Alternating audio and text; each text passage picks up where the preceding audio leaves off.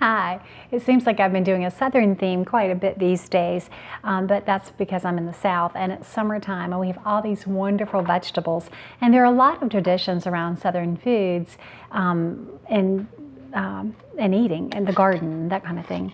So what I've done is I've taken some of the yellow squash, and this is just plain yellow squash, and I've chopped it up. I've done it in rounds or in quarters, but I've chopped it up and I've just cooked it down in a little bit of butter and water.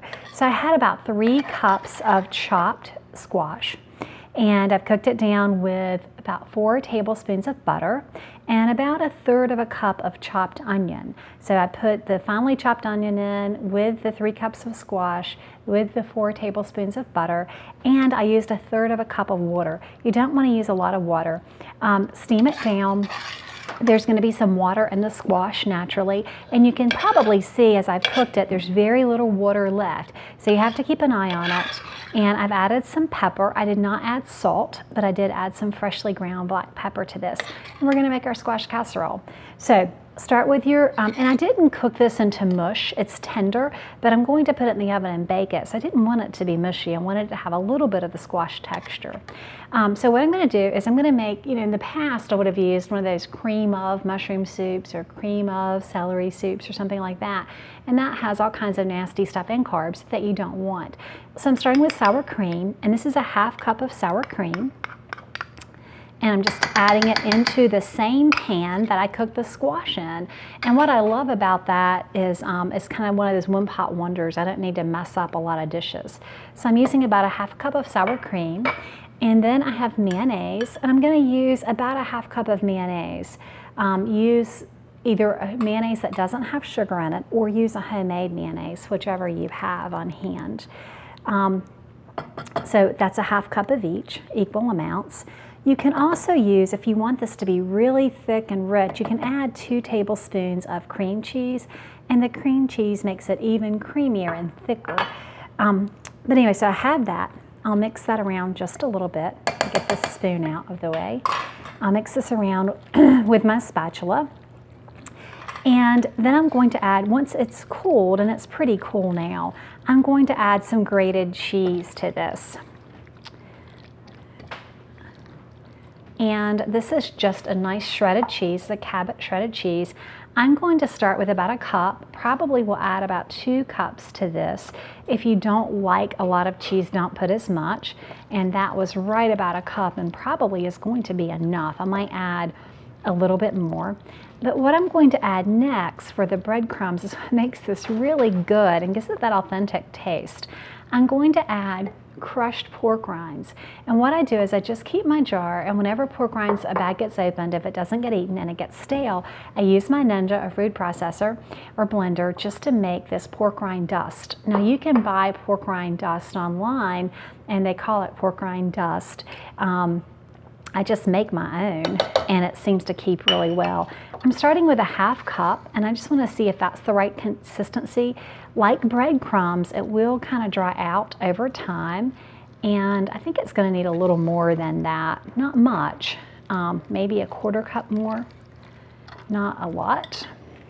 I'm trying to measure. I'm one of those folks that just cooks by sight, and not everyone does that. So I'm trying to be a lot better about measuring for you guys. So let me go over that again. What I've used is 3 cups of raw squash chopped up, 1/3 of a cup of chopped onion cooked in a pot with 4 tablespoons of butter, and 1/3 cup of water. Once that was tender, I added a 1/2 cup of mayonnaise, a 1/2 cup of sour cream, a cup of cheddar cheese. I'm going to add a little more to that, and then 3/4 cup of pork rind dust. And this is what we have.